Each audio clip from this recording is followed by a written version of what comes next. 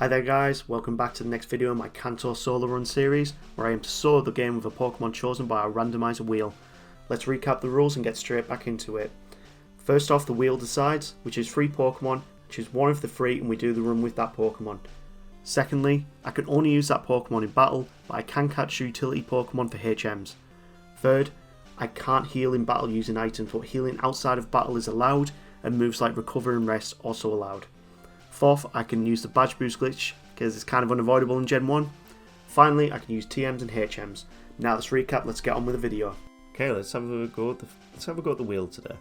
Oh, I can't get my words out. Ponyta's up first. Considering we've done Rapidash recently, nah, we'll leave that for another time. What's going to be up on the second spin? Next is Golbat.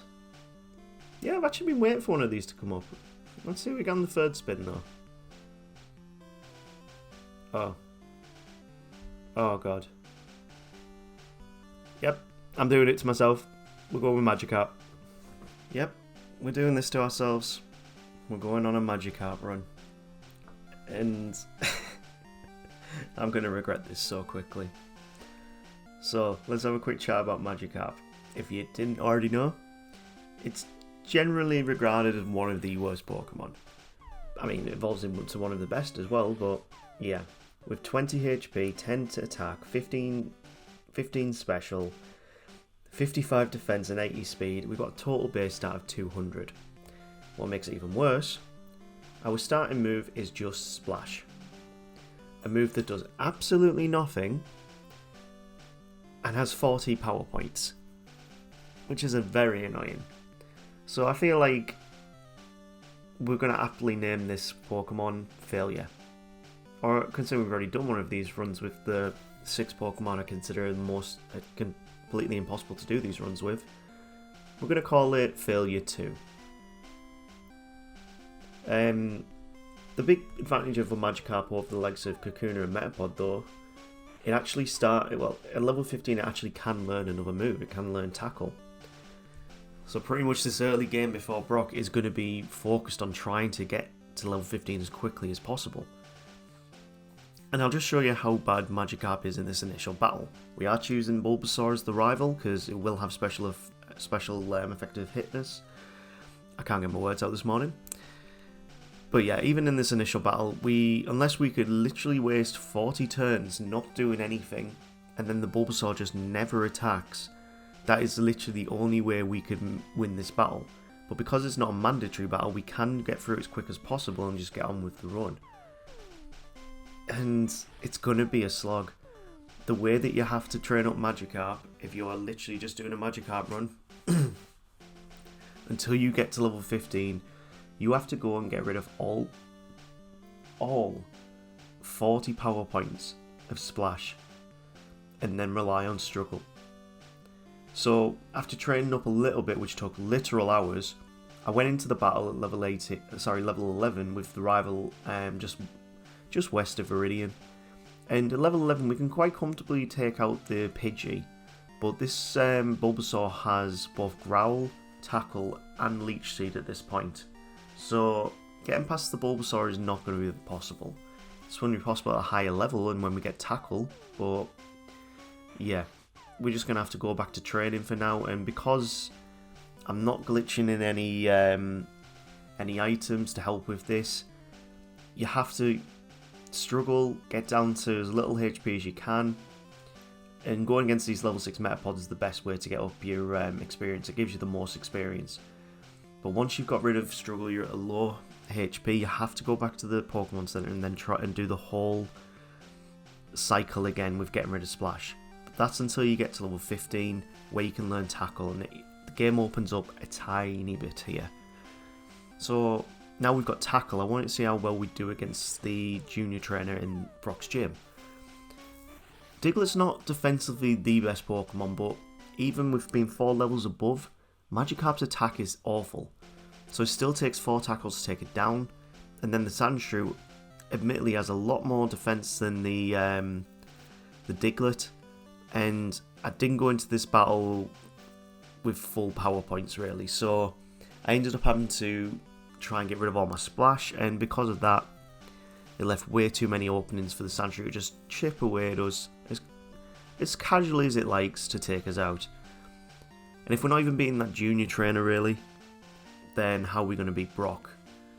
So the level that I had to do it to even beat the junior trainer, well, I think it could be done at level 15 anyway. We just have to go in with full tackle PP and not get hit too many times by the Diglett. We got a clutch critical there. Because we've got 80 base speed, actually we do get crits every now and then. Not as much as I'd hope, but we actually have a chance to beat him at level 15, 16. Whenever I lose a battle as well, I am just taking the loss. So our reset counter was ridiculous on this run. But we want the experience that we get from these fights. But at level 16 we can beat the junior trainer, but at very little HP. I was curious to see how we do against Brock. So at level 17 I went in and I just thought I'd see how we do. I mean, we're losing HP left, right and centre with that Geodude. It doesn't want to go for defense curl. And because it does go for defense curl at some points, we just can't do enough damage to it. I mean, I feel like we're probably going to use all of our tackle PP here just on the Geodude. And then when it gets to the Onix, we're going to have to try and get rid of all of our splash. So yeah, we're not looking great at level 17. And it makes me worried of what level we'll actually have to beat Brock.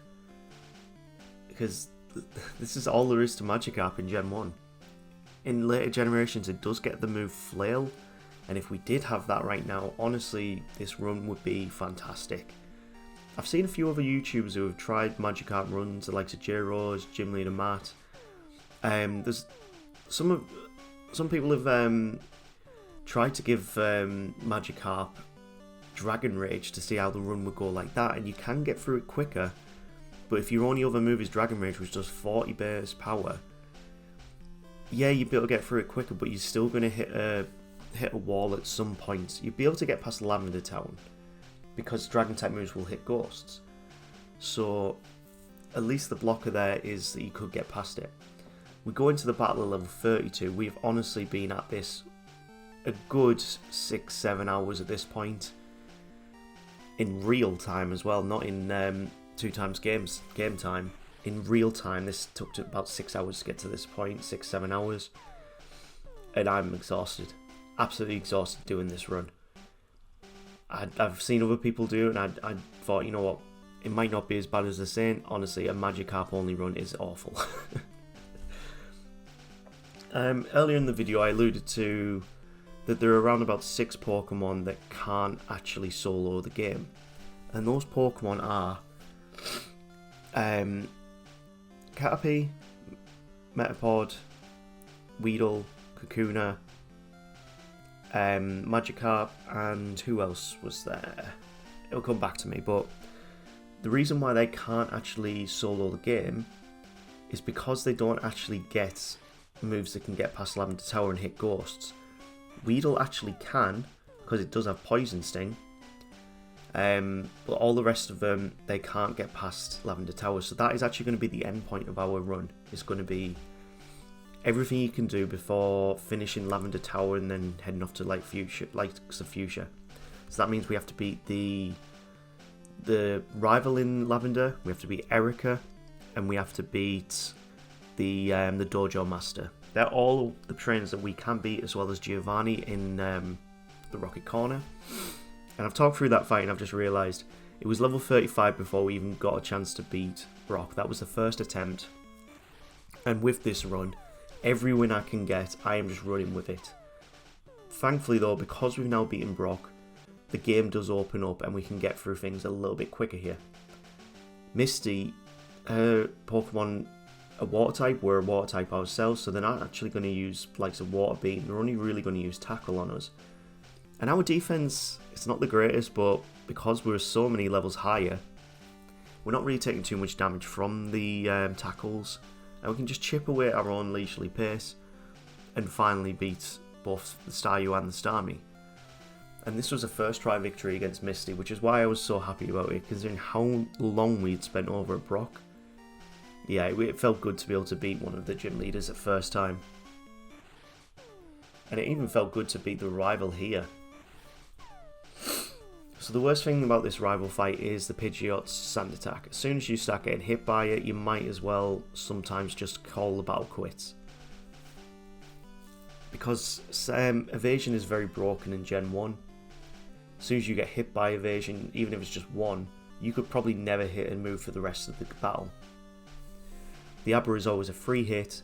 Rattata is quite defensively weak. And it'll go down 2 tackles. I say it's defensively weak. We're more than twice the level of these Pokemon and we're still not being able to one-shot them. But that is down to Magikarp's terrible base attack. If we could switch the attack and speed, we might actually have more of a chance. But yeah, first try victory against the rival on Nugget Bridge, and we can have a go against him on the SSN now. That's the next point of call. Because we need to get cut so we can go and have a go against Lieutenant Surge. We're level 39 now, and then we get hit by Sand Attack. Great. Just what we wanted to see, of course. And as you can see here, 1 Sand Attack is enough to make us miss 3 times in a row. 4 times. And then we take down the Pidgeotto. So now next up is Raticate. We miss. We miss. Oh, wow. This failure is aptly named here. Well, I found it quite interesting that Kadabra was never really a problem on this run. Usually 1 tackle or 2 tackles was enough to take it out. But in this attempt here, we get Vine Whipped and that's it. So nearly twice the level of Ivysaur at level 20 and 39. We didn't manage to beat it. There was just too many Pokemon in front of it that chipped away at our health. We got Sand Attack too much. So I went in it again just trying to see if it was still possible at this level. I feel it's very possible. We could have had so many tackles in, we just kept getting hit by Sand Attack and missing. So we've only been hit by 1 Sand Attack there, and we seem to be hitting quite well this time round. It might have just been bad luck on the previous one. But we're just going to keep cracking through. Tackle there, doing big damage on the Kadabra. And now we've got 78 HP going into the Ivysaur, so it's looking alright. Vine Whip does hit, does around about 20 odd damage. We get Leech Seeded, which is not good. And we just got to keep hitting. We need to hit. Come on. And there we go. We finally take it out. So it's very possible level 39. Probably more doable at an earlier level as well. It's just the fact that it took so many levels to get past Brock. We were already high leveled for this point in the game. So next point of call, I wanted to see how we do against Surge, and we are at a massive disadvantage. Water is weak to electric and grass, so we've got 2 gyms in a row here where we are not in the best position with our types. We managed to get past the Voltorb quite comfortably. Pikachu will go down in 2 hits, but we do get paralysed, which isn't good. Thundershock doesn't do too much, but now comes the big boy, the Raichu. We get hit by 1 Thunderbolt, I think we're dead. Yeah, we are. We get critical hit. So I looked at this battle, tried it a few more times. I went to every single trainer that I could to go and try and level up. Honestly, with this run, I went against every single trainer there was. There wasn't one trainer that I missed to be able to go and get some experience on. And in this battle, I actually realised I'd messed up and I'd lost all my tackle PP. So once we got up a couple more levels, I decided, let's give it one more try. And if not, it's time to move on, because you actually don't need to beat Surge to go through Rock Tunnel, you just need Cut. And once you've got Cut, you can then open up the game a little bit more, and then you can go through Rock Tunnel, go to Celadon, get the fresh water, open up Saffron, and then you can go back at a different date. You can also go and get Fly as well.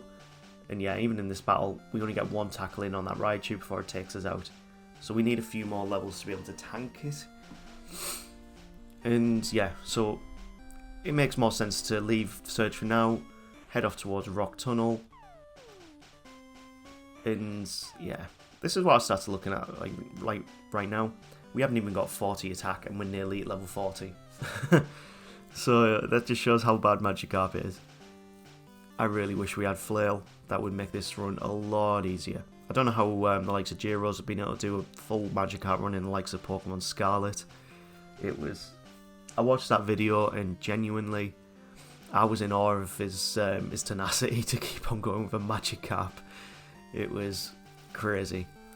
I'm showing the hiker in Rock Tunnel, and yeah, you might tell me here that this is a bit cheating, but I switched in my Bellsprout. It technically didn't attack, but it tanked the self-destruct and we managed to get through. So you can tell me whether that's cheating or not, but I spent hours trying to get past that hiker, and yeah, I gave up in the end. I mean, I'm doing a Magikarp run, guys. Please don't blame me for that. Moving into Lavender now, we've actually got through Rock Tunnel. Level 45, I decided, you know what, let's give the rival a try in Lavender Tower. Because he's one of the big four that we need to now beat. We need to beat this rival, we need to beat Erica, we need to beat Giovanni, we need to beat the Fighting Dojo, and we also need to go back and beat Surge. So technically we've still got 5 big battles that we need to beat before that I'm classing the end of this run, because we technically can't get past Lavender Tower. We can't beat the Ghost Trainers. Struggle doesn't hit them. So yeah, even with struggle strats we wouldn't be able to get through. In this rival battle, honestly, it didn't turn out too badly. We're at half HP and we get a critical hit against the Kadabra. It means we've got 54 HP for this Ivysaur, and I'm really surprised we even managed to get this far in this battle at this level. Annoyingly, if we hadn't have been Leech Seeded there, we actually would have won. So I decided, you know what, we got close there, let's try again at level 45.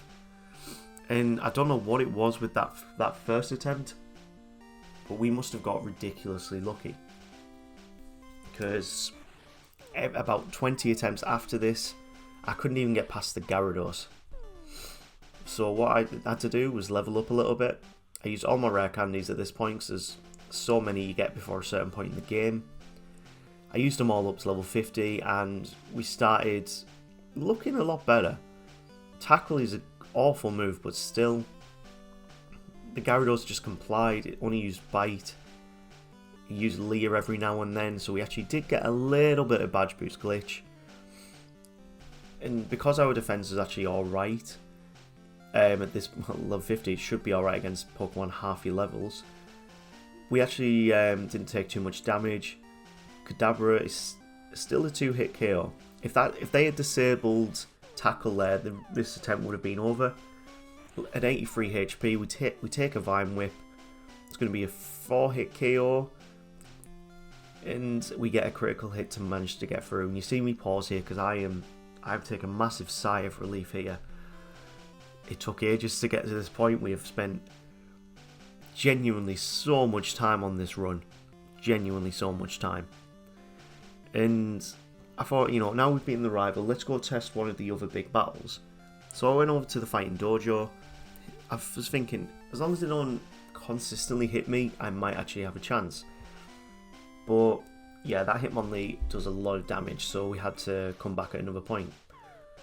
And I was looking at other options of what I could go and attempt, and I thought, we haven't been back to Surge for a while. Let's go give him a chance. Let's see if he can live up to his status in the army. At this level, we still don't one-shot the Pikachu at level 18. We're nearly 3 levels above it. 3 times the level of it.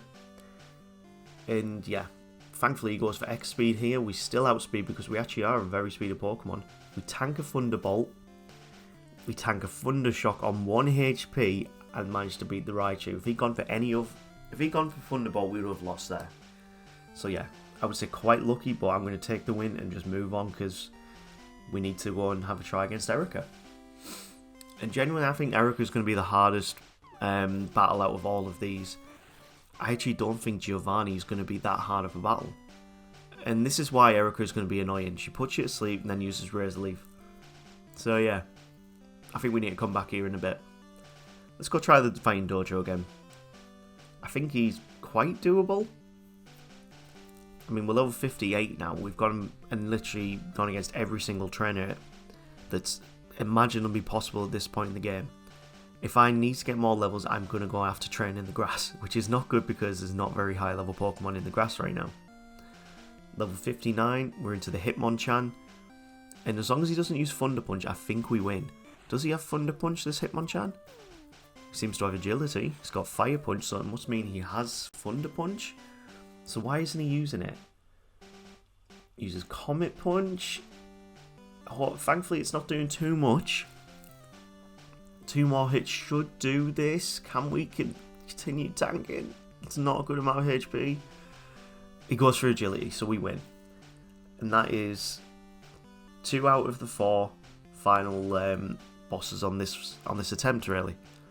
So next up we have Giovanni, or we have Erica. So I opted to go for Giovanni. Yes, he's got 2 rock Pokemon, but they're nowhere. We're very high leveled at this point, and it's nowhere near as bad as going against the likes of Brock earlier on.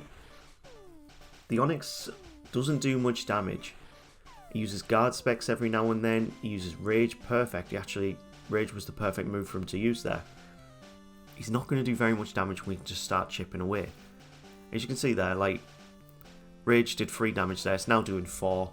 Next time it'll do 5 or 4. Apparently I can't predict my maths. Now it's doing 5.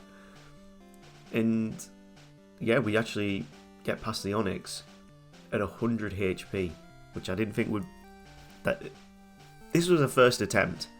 I didn't think we'd get past Giovanni on the first attempt, but we actually did at level 59 with a Magikarp. Greatest trainer in the world, my ass. The Rhyhorn strangely goes down a lot quicker, but we do get a lot of clutch criticals. We're down to 65 HP, 58, and we've still got Kangaskhan to go. This is going to be a close one. So the worst thing the Kangaskhan can do is attack me. We want him to just use no moves whatsoever. Rage is perfect. Now we can attack him at our own pace. He's now doing 8 damage. He's now doing 10 damage. And there we go. If he hadn't have used Rage, we would not have won that battle. But because he used Rage, we could actually beat Giovanni first time. We're not even going to pick up the Silph Skull because there's honestly no point. And we can go to our final battle. This is Erica. Now, I debated showing you all the attempts to be able to beat Erica, but this video is getting quite tiresome, only watching tackle. So this is the attempt that beat Erica. Level 65 Magikarp. And we got lucky on the victory bell where it didn't put us to sleep. But it doesn't mean that the battle wasn't close. The Tangela, of course, is a very bad Pokemon. It's only got 2 moves, and both of them are really weak. So it really makes me wonder why they wanted to put Tangela on this team. The Vileplume comes out, and the move that I didn't want to see is the first move that comes out, and that is Petal Dance. And we are not doing very much damage, but we get a critical hit. And it all comes down to this last hit, and we get 2 critical hits in a row. And there we go. That is the end of the run. We have beaten all possible trainers, all possible gym leaders. That is the end of the run. We cannot do Lavender Tower with just tackle and splash, or even struggle. It's just not possible. So this is officially the end of this run. So we did this at level 65, 56. Like, look at all those stats. They're awful. It's a good thing we had a decent defense, but this is the level we did the run at, and we did it in 12 hours and 50 in-game minutes. So this genuinely took me hours. But that's the end of the video, guys. Please like, share, subscribe, and we'll see you on the next video. Take care.